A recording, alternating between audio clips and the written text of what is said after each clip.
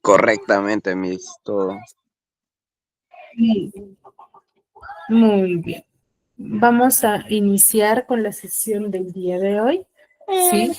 Teniendo en cuenta ya los criterios que hemos trabajado en las clases anteriores, ¿sí? Es muy importante tenerlo claro, ¿sí? Recuerden que la participación y el, el estar activo constantemente es muy importante, ¿sí?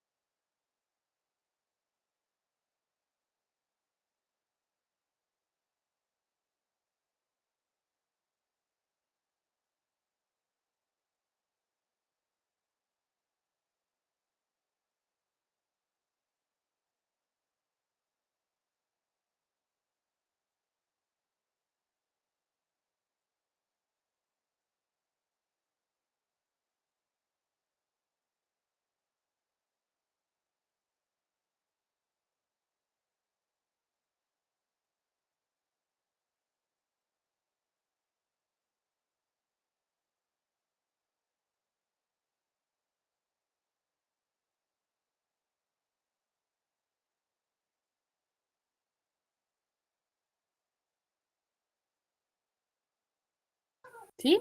Muy bien. A ver, la clase pasada estábamos desarrollando el tema del clasicismo, ¿cierto? Hemos visto que el clasicismo es una de las corrientes literarias muy importantes, el cual se enfoca en desarrollar diversos criterios de literatura, ¿no? Recuerden que es uno de los primeros movimientos literarios, los cuales nosotros debemos de tener en cuenta. ¿Ya? Ahora, cuando nosotros hablamos del clasicismo, ¿en qué nos enfocamos, chicos? A ver.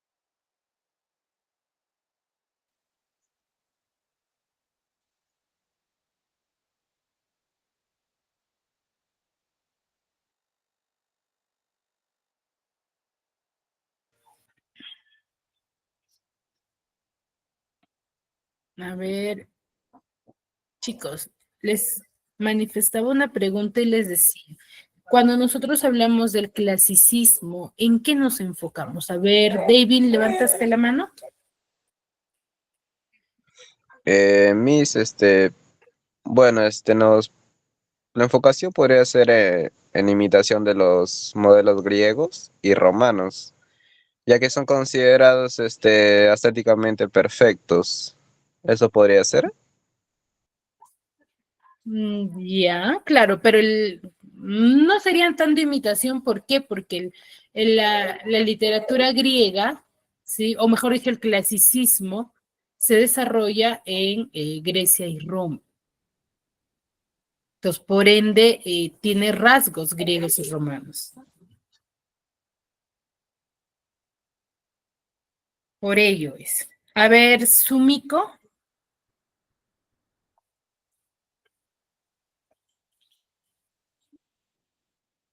Sumiko. El clasicismo es un movimiento literario y artístico que surgió en Europa. Se Ujú. caracteriza por la búsqueda de la perfección, todo eso.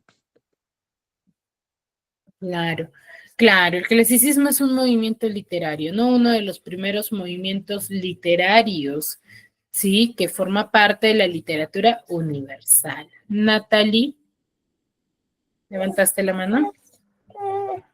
Sí, yo creo que el clasicismo se manifiesta por movimientos culturales y artísticos, que, bueno, tiene diferentes enfoques, mejor dicho, pero creo yo que también se enfoca en la imitación de los modelos clásicos o también en la lógica. Ujú. Ya. Claro, a ver, cuando nosotros hablamos del clasicismo, sí, vamos a mencionar que es uno de los movimientos literarios, uno de los primeros movimientos literarios, ¿no? Que forma parte de la literatura universal, ¿no? Cuando nosotros hablamos de la literatura universal, sí, se va a enfocar mucho en el desarrollo de costumbres griegas y romanas, ¿no? Su afán, su objetivo va a ser el de recalcar o revalorar dichas costumbres, ¿no? Entonces, cuando nosotros nos enfocamos dentro de este movimiento, vamos a resaltar, ¿sí? Que va a predominar mucho lo que es la razón y la búsqueda de la belleza, ¿no? Ellos buscan la perfección artística, ¿no? Se van a centrar mucho en el hombre y eso lo podemos visualizar dentro de sus representaciones también, ¿no? Ahora vamos a tener diversas características detalladas, ¿sí? Dentro de cada texto literario, ¿no? Entonces, cuando nosotros nos enfocamos en ello, partimos y decimos de que dentro de este movimiento literario también lo que va a surgir es la literatura griega, ¿no? El clasicismo es como si fuese el hito importante o la base de la literatura y dentro de ello va a surgir lo que es la literatura griega. ¿Por qué se le denomina así? Porque surge en Grecia, ¿no? Surge en Grecia. ¿Sí? Por eso se le denomina literatura griega. Ahora, dentro de la literatura griega también se van a trabajar las características de la literatura clásica, ¿no? Pero una de las características que va a formar parte de ello va a ser el fatalismo, ¿no? El fatalismo es una de las características sumamente importantes de este movimiento, ya que se va a enfocar mucho en cómo finalizan las historias, ¿no? Porque la temática general va a ser las guerras y los enfrentamientos que se van a desarrollar dentro de este mundo, ¿no? Entonces, las guerras, los enfrentamientos, entonces, al desarrollarse esta temática, no se va a dar a conocer como una historia vivieron felices, ¿no? ¿No? Entonces ya no se va a desarrollar. Por eso es que el fatalismo se presenta dentro de este movimiento, ¿no? Dentro de este movimiento se va a enfocar esta forma de pensamiento, ¿sí? Entonces, el fatalismo se visualiza mayormente al finalizar cada historia, cada texto narrado en esta época, ¿no? Entonces, el fatalismo se va a visualizar en ello, ¿no? Porque, como les vuelvo a recalcar, no finaliza con un vivieron felices para siempre, sino va a finalizar, ¿sí? En guerras, en diversas muertes, ¿no? Y claro está, vemos esto en la historia de la Odisea, ¿no? La Odisea es uno de los textos muy resaltantes de este movimiento, ya que narra la historia de Aquiles, el cual nos da a conocer los diversos obstáculos y que va a pasar para que pueda llegar a Ítaca, ¿no? Entonces él después de la guerra con Troya, que se narra ahora, que es lo que vamos a ver en la Ilíada, ¿sí?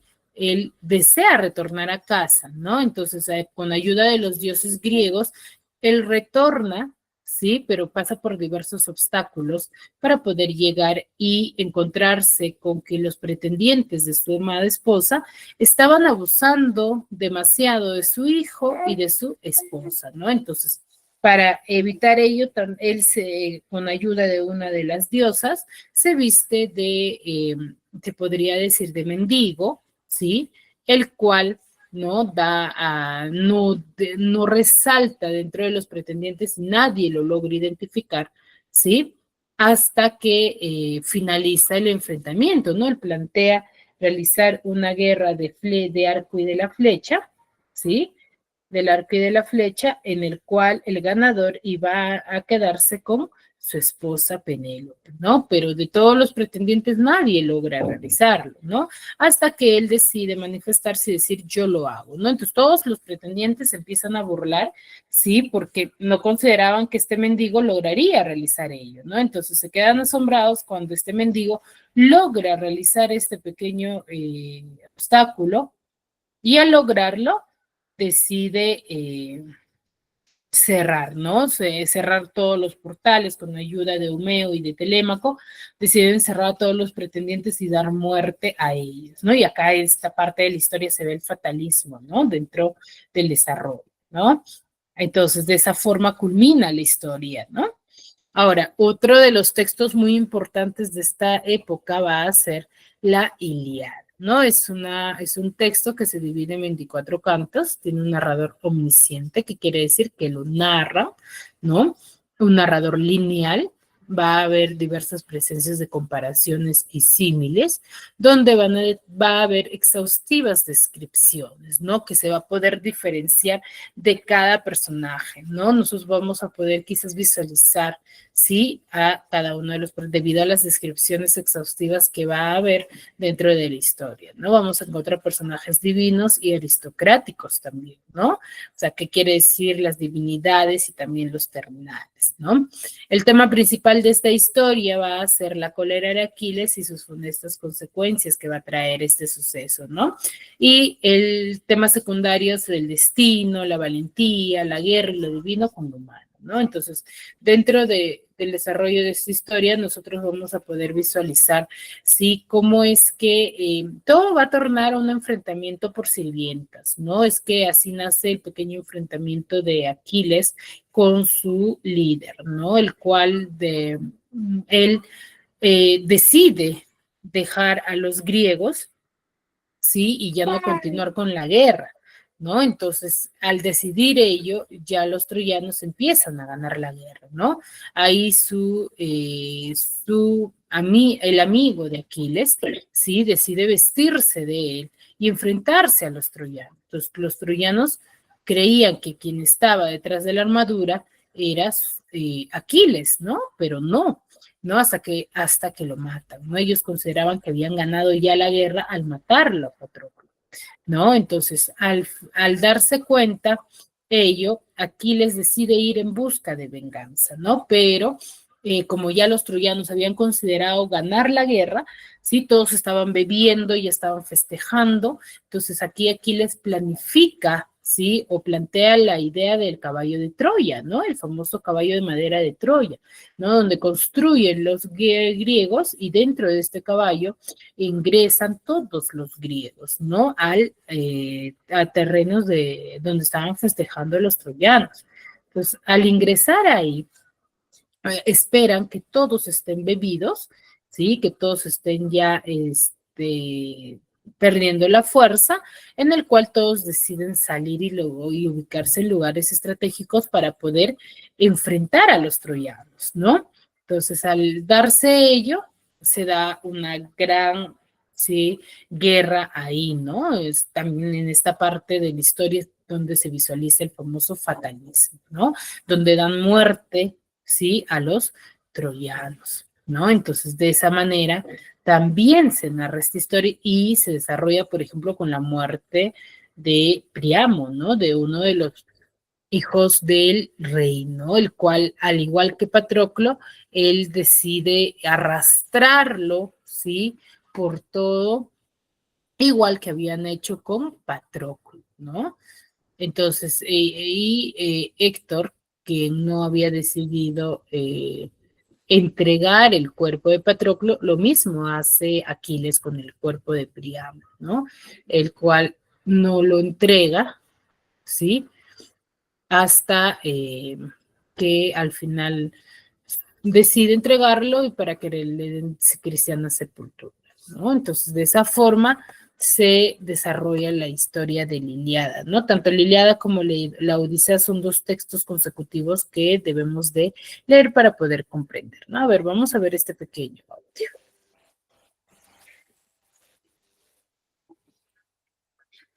Dice sacerdote del dios Apolo, se dirige al campamento de los griegos para solicitar al jefe de los aqueos, Agamenón, que le devuelva a su hija Criseida.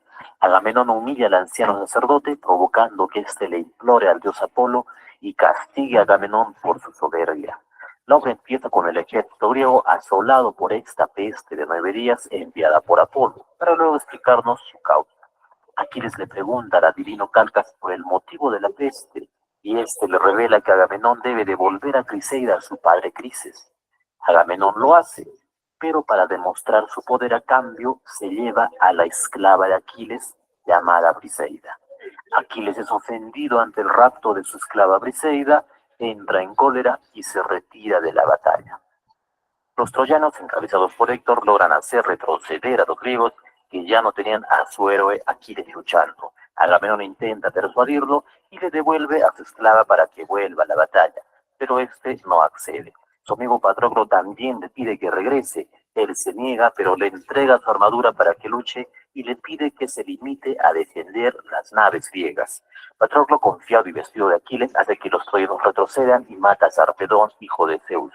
Pero el dios Apolo y Euforbo lo dejan malherido. Patroclo intenta huir donde Aquiles para ser curado, pero es alcanzado por Héctor, quien le da muerte. Su cadáver es rescatado por Menelao, quien lo devuelve.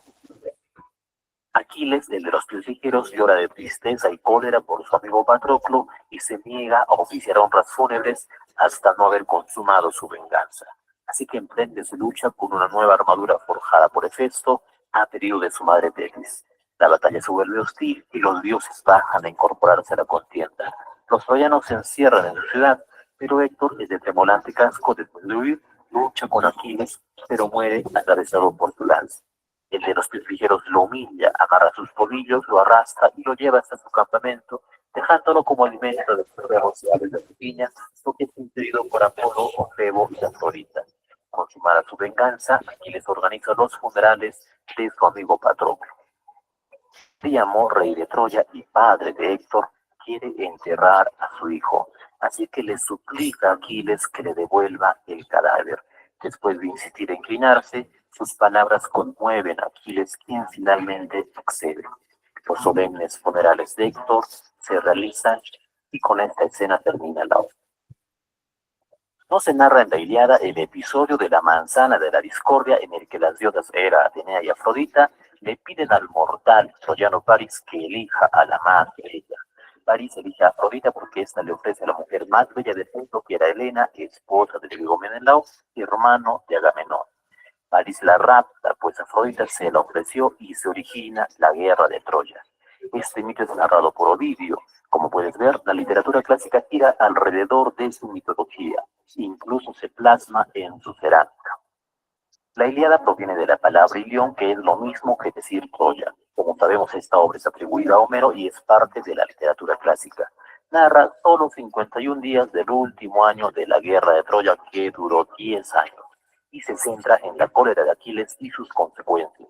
Su género es el épico y su especie la epopeya. Se compone de 24 rapsodias escritas en hexámetros que son compuestos por 6 pies. Este es un tipo de verso griego o latino.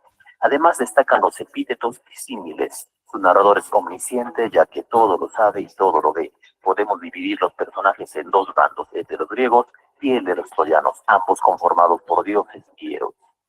Lo que acabamos de narrar fue solo un cortísimo resumen, pues en la obra intervienen más acciones y personajes. Cuando lo leas, quizá al inicio su lenguaje y personajes sean un poco confusos, pero mientras vas avanzando, esto deja de ser un problema y su ritmo se mantiene. Recuerda que al momento de abrir sus páginas, estás ante una de las obras literarias más antiguas e importantes de la humanidad. Gracias por ver este video. Si te ayudó, puedes darle like y suscribirte a este canal.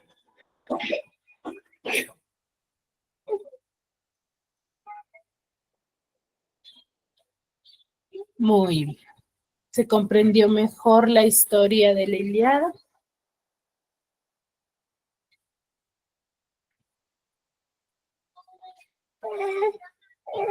Chicos, Sí, Miss. Sí, Miss. muy bien. Sí, Miss.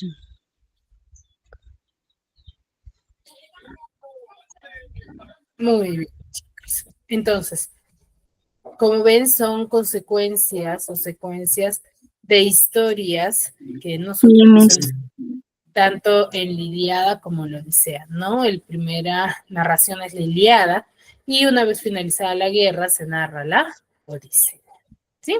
Entonces, como vemos, este es el inicio de la prosa, o se podría decir de la narrativa, sí, griega, ¿no? En cuanto a la literatura, ¿no? Entonces, muy importante tener en cuenta estas historias que a nosotros nos va a servir como antecedentes, ¿no? Para el desarrollo de las demás, ¿sí? Entonces, como bien es cierto, vemos la narrativa, el inicio de este género literario, ¿sí? Así como surge la prosa, también va a surgir lo que es el género dramático, ¿no? El género dramático ya se va a enfocar en el desarrollo de las historias que se van a ir representando, ¿no? Pero, así como la literatura, por ejemplo, la narrativa inicia de forma oral, es manifestado por los aedos, por los rapsodos, también el género dramático se va a desarrollar de una forma muy particular, ¿no? En la actualidad, por ejemplo, nosotros conocemos que este movimiento literario, ¿no? Este género literario ya se forma, ¿sí?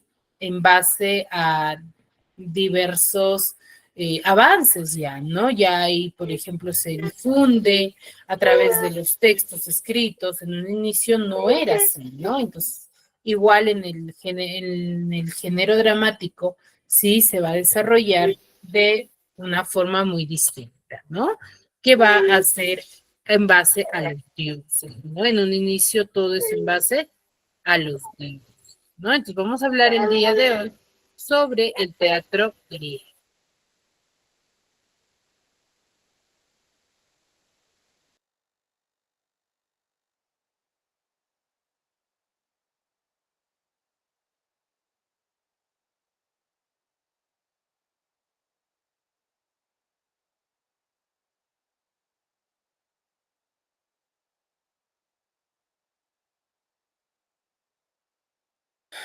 A ver, cuando nosotros hablamos del teatro griego, sí, nos vamos a enfocar primero en cómo fue el inicio de este género, ¿no? En sí, las diversas representaciones se van a desarrollar en un ambiente llamado como el teatro, ¿no?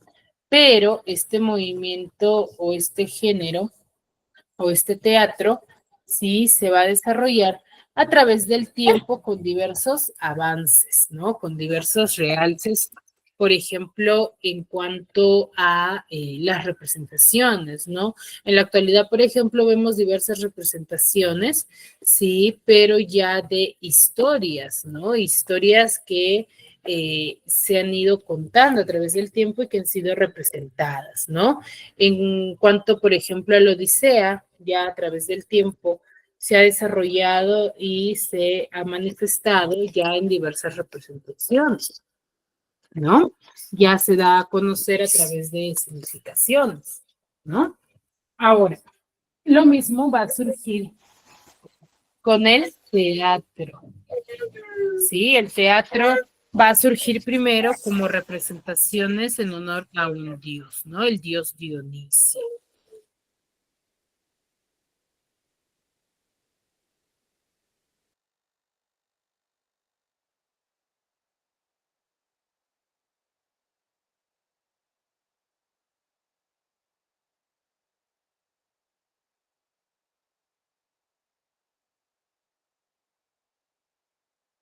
¿Sí? En honor al dios Dionisio.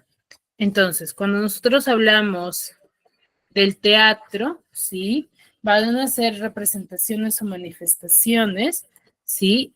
En cuanto como alabanzas, ¿no? Que son costumbres que, por ejemplo, hasta la actualidad se sigue practicando, ¿no? En la actualidad, por ejemplo, se sigue manejando esta forma de manifestación, pero ya no se visualiza como un teatro, ¿no? Sino como una fiesta costumbrista, ¿no? Acá se va a iniciar a muy tempranas horas, ¿sí? Las representaciones y van a continuar sin intervalo, pues no va a haber actos ni telón, ¿no? Como en la actualidad existe. Aquí el público va a abonar una pequeña cuota y el que podía va a ser subvencionado por el Estado, ¿no?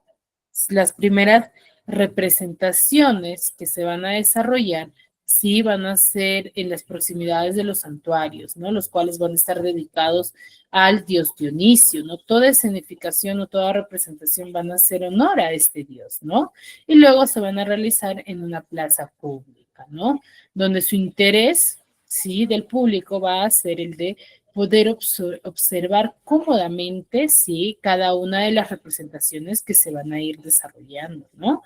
Ahí es que en el siglo IV, aprovechando esa pendiente que habría en la Acrópolis, se va a construir el famoso primer teatro, ¿no? Al aire libre, ¿no? Con diversas graderías de piedra, los cuales va a ser dedicados al dios Dionisio, ¿no? Y ubicado al pie de la Acrópolis a una altura intermedia, ¿no? Entre el espacio divino, ¿sí? El cual va a estar presidido por el Partenón, ¿no? Y el espacio urbano donde se va a desarrollar la vida cotidiana de los atenienses, ¿no? Ya en el año 500, ¿sí? Se va a edificar el famoso teatro, ¿no? En Atenas, ¿no? Entonces va a ir mejorando a través del tiempo, ¿no? A través del tiempo se va a ir mejorando y perfeccionando cada uno de los avances, ¿no? Entonces, primero se va a formar, ¿sí? Como escenificaciones en honor al dios Dionisio, donde en el famoso, ¿sí? Acrópolis, ¿no? Es ahí donde se va a desarrollar estas escenificaciones, ¿no? Y de esta forma en la actualidad se ve, ¿no? El famoso teatrón al aire libre, ¿sí? Los cual va a estar construido por un semicírculo, como ustedes visualizan, donde se van a desarrollar las representaciones, ¿no? Y alrededor graderías de piedra donde van a estar o donde se van a ubicar los espectadores, ¿no? Tras el cual ya se va a ubicar una plataforma, ¿no? Donde va a haber un par de escalones sobre el cual van a trabajar ahí los actores. Asimismo, en esta época, el trabajo de los actores, por ejemplo, no era respetado, no era algo que en la actualidad, por ejemplo, el trabajo de un actor se toma mucho en cuenta y se respeta, ¿no? En cambio, en esta época no.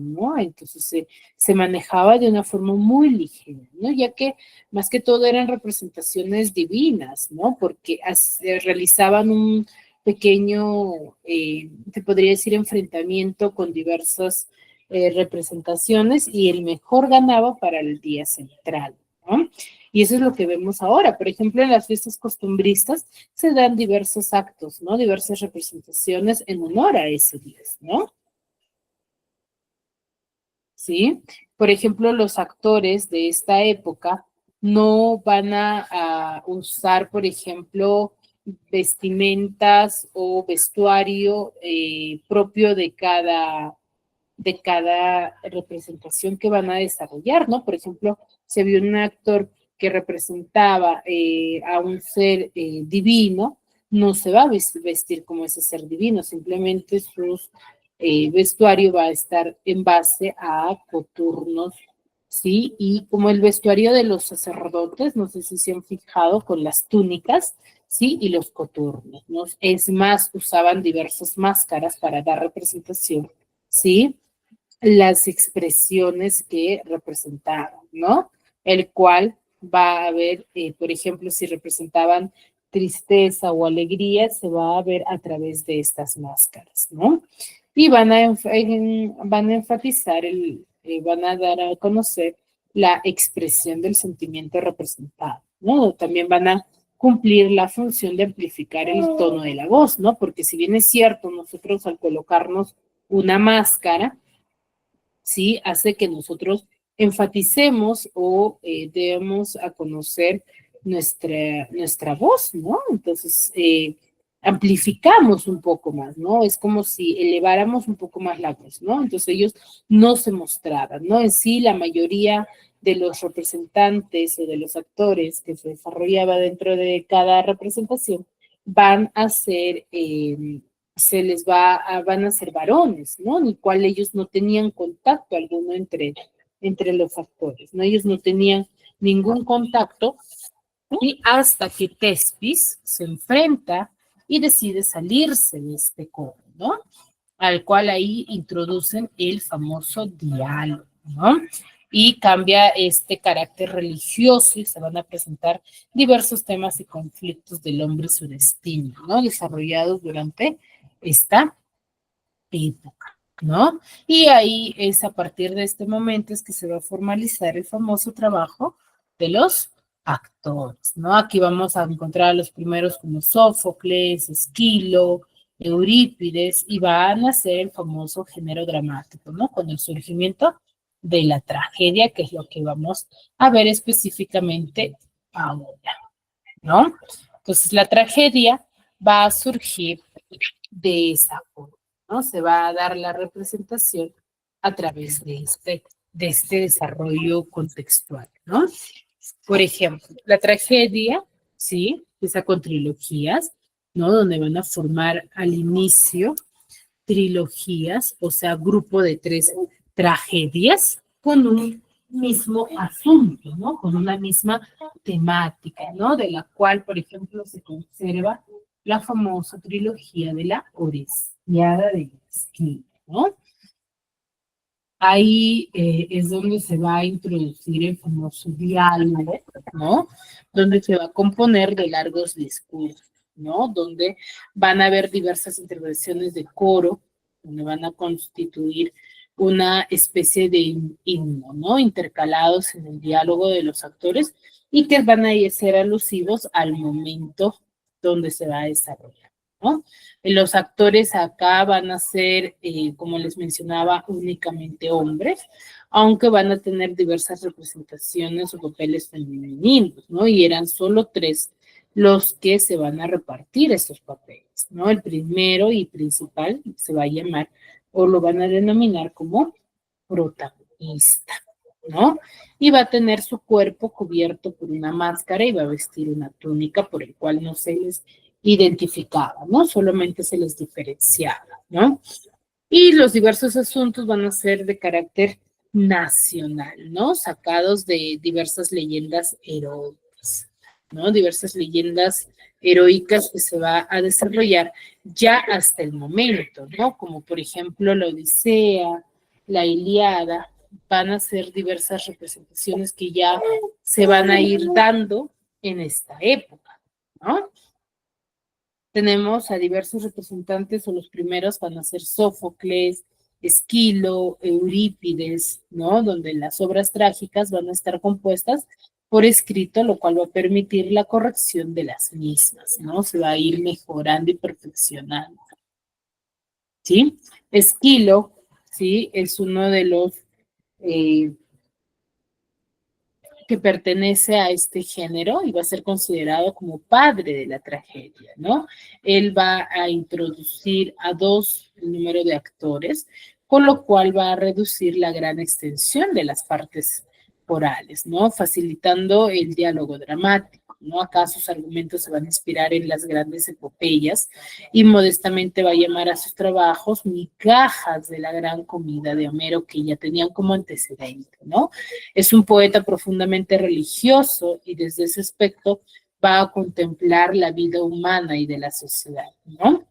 Él va a ser también un buen patriota, donde no va a olvidar la participación en los combates de la maratón de Salamina, ¿no? Ya de las 90 obras que va a escribir, solo va a quedar 7 tragedias, ¿no? Como los persas, Prometeo encadenado, las suplicantes, los 7 contra Tebas y la Orestiada, ¿no? Que va a ser dividida en 3 dramas, ¿no? Agamenón, las Cóferas y las Eumenides, ¿no? Otro de los grandes escritores es Sófocles, ¿no? Que nace en Colona y es hijo de Sófilo, ¿no? Un acomodado fabricante de armaduras, quien va a ser un alto funcionario del Estado y va a general de la época de la guerra, ¿no?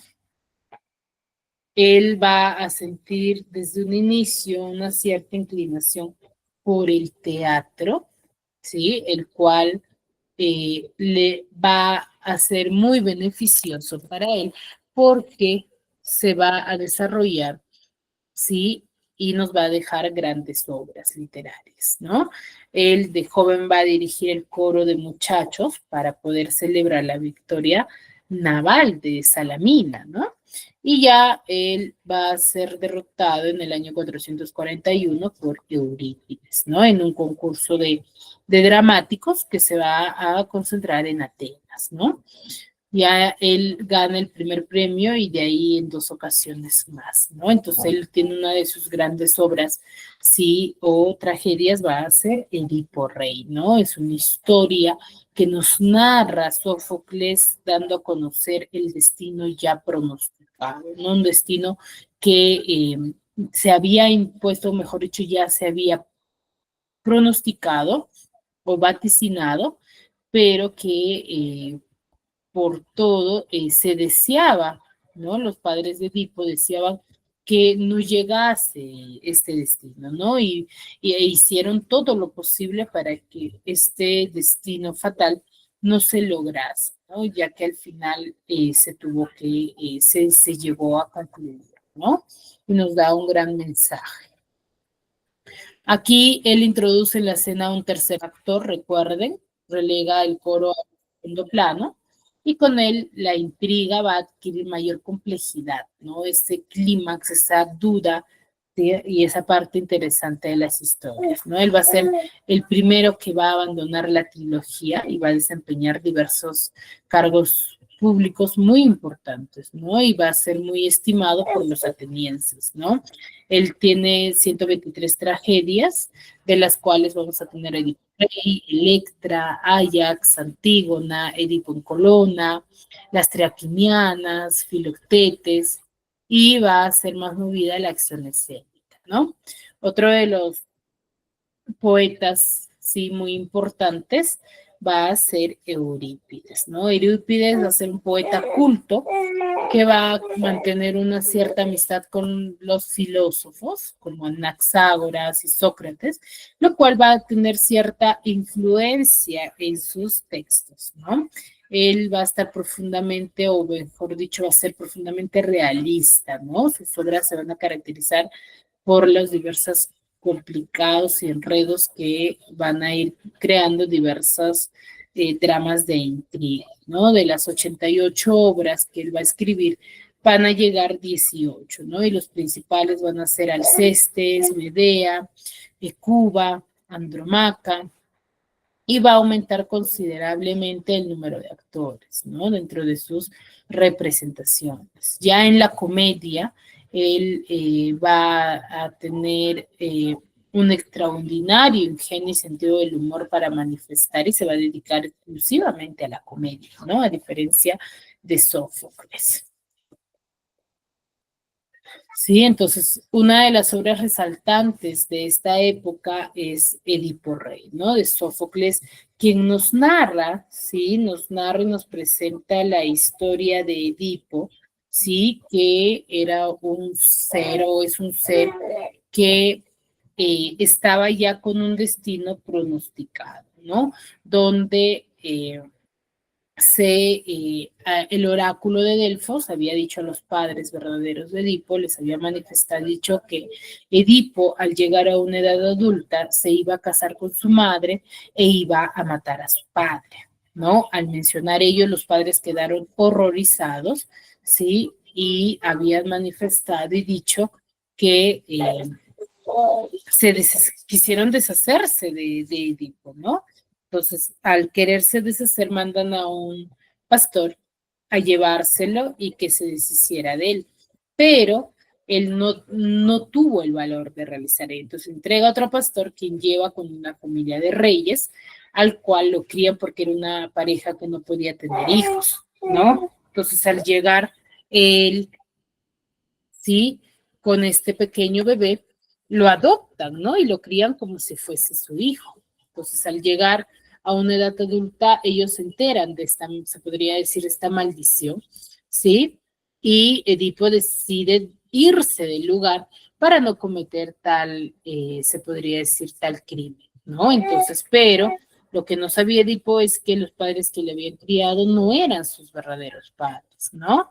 Y en el camino, ¿sí? Él tiene un pequeño enfrentamiento con unos guerreros y mata ahí a su padre, ¿no? Entonces él llega a ser rey, en el cual al determinado de un tiempo llega una peste, ¿no? En el cual le dicen que hasta que no encuentren al verdadero culpable de la muerte del rey antiguo, no iba a parar, ¿no? Entonces, Edipo demanda se podría decir un comunicado y decide que todo el pueblo busca el verdadero culpable, pero uno de sus sirvientes le da a entender que Edipo era quien había matado al rey, ¿no? Entonces le hace recordar este pequeño suceso, ¿no? Entonces él va en el oráculo de Delfos, el oráculo de Delfos le manifiesta y le dice que solamente le dirá de la verdad si es que acierte el acertijo, ¿no? Y le dice que quién es la persona que en una edad, ¿sí?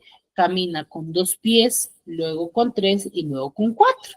Y nadie podía resolver ese acertijo hasta que Edipo se lo logra, ¿no? Y le dice que es el ser humano, ¿no? Que en una edad, ¿no? Adulta, inicial, camina con 4 patas, llega a una edad, camina de 2 y cuando llega a la vejez camina de 3 con el bastón, ¿no? Entonces, el oráculo de Delfos se lanza y le da a conocer que él era la persona quien había matado a su padre en ese pequeño enfrentamiento cuando él llegó, ¿sí? Y se había casado, estaba casado con su madre, con Yocasta, ¿no? Entonces, él, horrorizado de esta situación, decide irse y alejarse, se arranca los ojos y su madre se suicida, ¿no? Se arranca los ojos y solamente acepta ser acompañado por una de sus hijas, ¿no? E irse del lugar porque no aguantaba visualizar tal horror de lo que había realizado, ¿no? Prácticamente inconscientemente. ¿Sí? A ver, vamos a ver este pequeño video. Edipo es un personaje de la Grecia clásica. Fue rey de Tebas, una ciudad situada a unos 50 kilómetros de Atenas, que en la antigüedad era la capital de la región. Su historia fue recogida por varios autores clásicos, aunque la versión más conocida fue la que escribió el poeta trágico Sófocles en su Edipo Rey, hacia el año 430 a.C. La leyenda comienza con su padre Layo, el rey de Tebas en aquella época. El monarca no conseguía tener un hijo con su esposa Yocasta, a pesar de intentarlo durante varios años. Desesperado, acudió al oráculo de Delfos, un templo sagrado de consulta a los dioses, buscando una solución. En vez de eso, se encontró con una profecía terrible que decía que su hijo algún día mataría a su padre y se casaría con su madre. Impresionado, Layo decidió guardar la profecía en secreto y desistir de tener hijos. Pero finalmente, una noche, bajo los efectos del alcohol, acabó por concebir a Edipo. Layo temía que la profecía se cumpliese, y para evitarlo decidió deshacerse de él al nacer. Se lo entregó a un pastor para que lo abandonase en el monte Ciperón, pero antes le atravesó los pies con una fíbula, el broche de cinturilla, para que nadie quisiera adoptarlo. Sin embargo, nuestro protagonista tuvo suerte y fue encontrado por otros pastores que se lo entregaron a Pólibo, el rey de Corinto, otra ciudad situada más al norte. Como no tenían hijos, él y su esposa Mérope decidieron adoptarlo, y Bethlehem, que en la antigüedad era la capital de la región. Su historia fue recogida por varios autores clásicos, aunque la versión más conocida fue la que escribió el poeta trágico Sófocles en su Edipo Rey, hacia el año 430 a.C. La leyenda comienza con su padre Layo, el rey de Tebas en aquella época. El monarca no conseguía tener un hijo con su esposa Yocasta, a pesar de intentarlo durante varios años. Desesperado, acudió al oráculo de Delfos, un templo sagrado de consulta a los dioses, buscando una solución. En vez de eso, se encontró con una profecía terrible que decía que su hijo algún día mataría a su padre y se casaría con su madre. Impresionado, Layo decidió guardar la profecía en secreto y desistir de tener hijos. Pero finalmente, una noche, bajo los efectos del alcohol, acabó por concebir a Edipo. Layo temía que la profecía se cumpliese, y para evitarlo decidió deshacerse de él al nacer. Se lo entregó a un pastor para que lo abandonase en el monte Citerón, pero antes le atravesó los pies con una fíbula, el broche de su túnica, para que nadie quisiera adoptarlo. Sin embargo, nuestro protagonista tuvo suerte y fue encontrado por otros pastores que se lo entregaron a Pólibo, el rey de Corinto, otra ciudad situada más al norte. Como no tenían hijos, él y su esposa Mérope decidieron adoptarlo y le pusieron de nombre Edipo, que significa pies hinchados. Creció sin saber que era adoptado y se convirtió en un muchacho conocido por su gran valentía, pero sus compañeros se burlaban de él, porque decían que alguien tan intrépido no podía ser hijo del ingenuo Pólibo. Para salir de dudas, decidió ir a consultar al oráculo de Delfos, y este le profetizó algo que no esperaba, que mataría a su padre y se casaría con su madre. Asustado e intentando evitar la profecía de todas las maneras, Edipo huyó de Corinto para alejarse de Pólibo y Mérope, quienes pensaba que eran sus padres, y se dirigió a Tebas. La mala fortuna quiso que se encontrase con Layo, su padre biológico, en un cruce de caminos.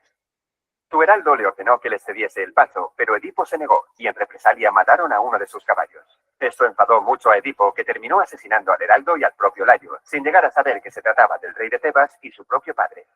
Continuó su camino y al llegar al monte Pitio se encontró con la Esfinge. Este ser con rostro de mujer, cuerpo de león y alas de ave había sido enviado por los dioses para atormentar a la población de Tebas. Destruía las cosechas y a todo el que se encontraba le planteaba un acertijo, y si no lo acertaban, encontraban la muerte. Nadie era capaz de resolverlo, pero cuando se encontró Edipo le preguntó: ¿cuál es la única criatura que al amanecer anda a 4 patas, al mediodía anda a 2 y al caer la tarde anda a 3? Y este le contestó que el ser humano, porque en su infancia gatea con sus manos y rodillas, cuando es un adulto camina con 2 pies, y en el anochecer de su vida, cuando se convierte en un anciano, utiliza un bastón, lo que equivale a caminar con 3 pies. La Esfinge enloqueció de ira y se arrojó desde lo alto del monte. Edipo fue recibido como un salvador en Tebas. Como premio fue nombrado nuevo rey, y se casó con Yocasta, viuda de Layo y su verdadera madre. Con ella tuvo 4 hijos: Polínices, Eteocles, Ismene y Antígona. Al poco tiempo, una terrible epidemia de peste asoló la ciudad. Para saber la causa de este castigo de los dioses, Edipo consultó una vez más al oráculo de Delfos, que le dijo que la plaga continuaría hasta que fuese encontrado y condenado el asesino del anterior rey de Tebas, Layo. A partir de entonces, Edipo comenzó una ardua investigación y removió cielo y tierra para encontrar al asesino del anterior monarca. Finalmente, gracias a la ayuda de Tiresias, un adivino ciego, descubrió la amarga verdad, y con ella su propio origen. No solo había matado a su padre, el rey de Tebas, sino que se había casado con su propia madre. Cuando Yocasta se enteró, abrumada por la vergüenza, se quitó la vida. Ante su cadáver, Edipo cogió uno de los broches de su vestido y se arrancó los ojos con él. Y como penitencia, decidió exiliarse de Tebas, solo permitiendo que lo acompañase su hija Antígona para ayudarlo. Vagó sin rumbo como un mendigo hasta que Teseo, el mítico héroe que venció al Minotauro, le acogió en Colono, donde murió tiempo después. Como muchas de las historias de la Grecia clásica, el mérito de la leyenda de Edipo está en el gran simbolismo que encierra. Tanto es así que más de 20 siglos después sirve como perfecta representación de una de las teorías psicoanalíticas más conocidas y mencionadas de nuestra época.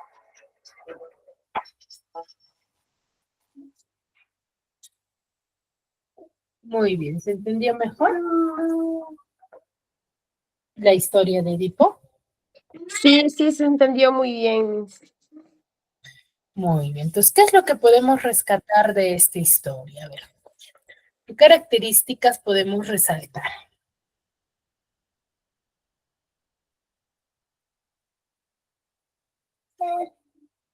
¿Mm? A ver, Yasuri. Una cara,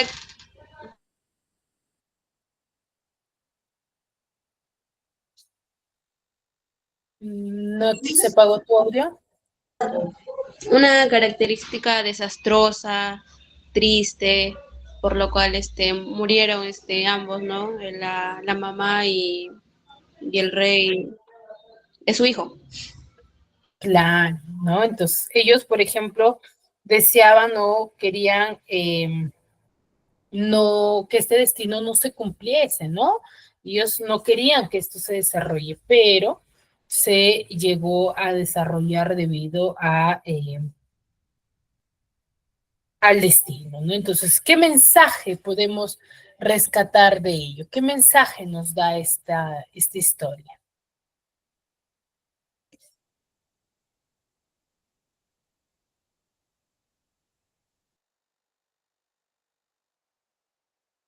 ¿Qué mensaje nos da a conocer? ¿Cuál es el mensaje?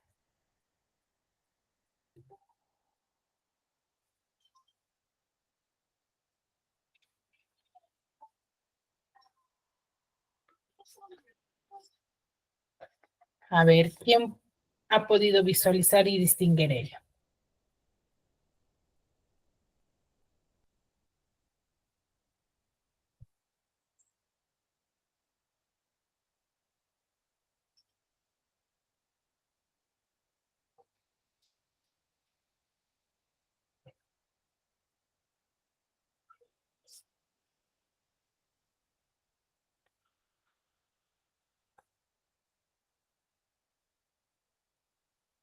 Chicos, Nelson, Dianita, Natalie, Sumiko, ¿está claro el mensaje?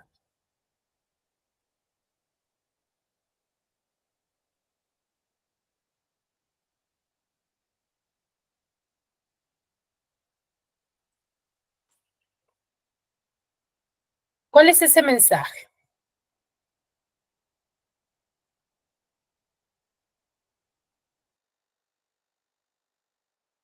A ver, Dianita. Cuando era una pequeñito andaba gateando y cuando es joven con 2 pies, cuando es viejito con 3, con su pie y un bastón. Ya, no, pero la pregunta es, ¿qué mensaje nos da el texto en general? O sea, ¿qué mensaje nos da a la sociedad?